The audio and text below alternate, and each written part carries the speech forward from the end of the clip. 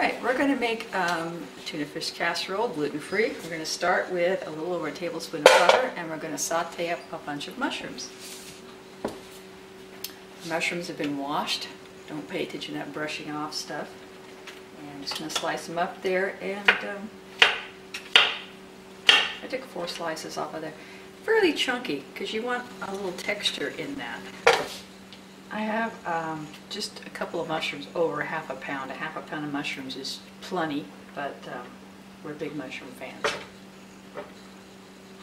Onion in it, it's optional. I only started putting onion in it the last couple of years.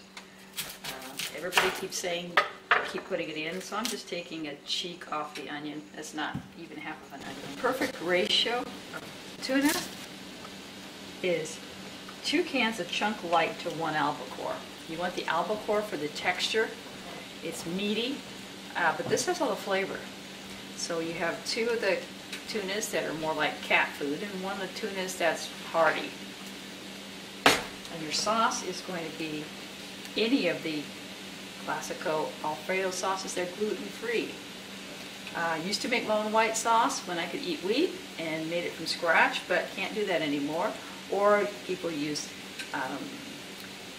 cream of celery soup was delicious when I could eat that. Cream of celery soup, perfect. Can't do it, so I use this now, which is really rich, so it's going to be different. If I could eat cream of celery soup, that's what I'd be using. And then you have to put cheese in it after you put the noodles together, and Swiss is the best. Didn't have any, so I'm going to put 4 ounces of cheddar in. For pasta, whatever's cheapest. Right now I'm using this. This was at Bargain Market for probably like 79 cents a pack. Gluten-free is going down in price every year. It was really expensive when I first started, but now you can get pasta. And it's a corn rice blend. Alright, we've got the mushrooms cooked down like this. You notice since they're cut big, they still have some bite to them. Albacore, you have to kind of break it up a little bit because of the meatiness. This is the one you don't want to eat a lot of.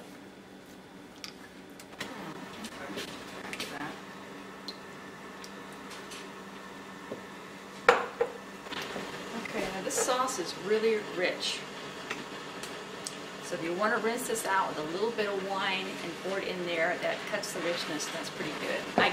I keep my jug wine in a whiskey bottle, which is just generic wine. There's less than a 1/4 cup in there. And yes, the wine, the alcohol does cook out, but that gives it a nice flavor. In fact, I want a little bit more. Wine goes really well with mushrooms. I've got 2 12-ounce packages of pasta. It's going to be more than enough pasta. I'm going to keep a little on the side probably to make pasta salad or something with, but I'm going to cook it all now.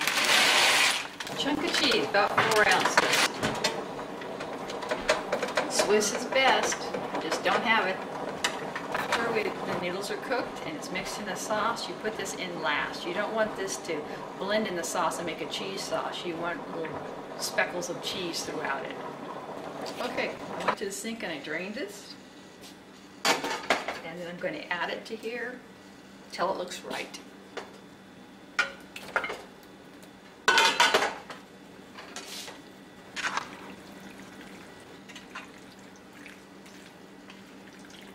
If you want to add a little more liquid to this, you can throw a little milk in, which I'm going to do.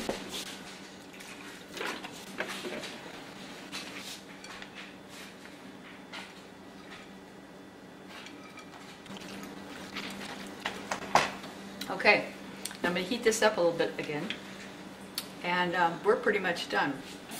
Now the leftover pasta, because I can freeze that in a bag, throw it in the freezer, and then when I make soup, I just pop it into my soup like a minestrone. Or I can just put this in a bowl in the fridge and put butter, Parmesan cheese, and garlic on it and eat that for breakfast, because that's really great too.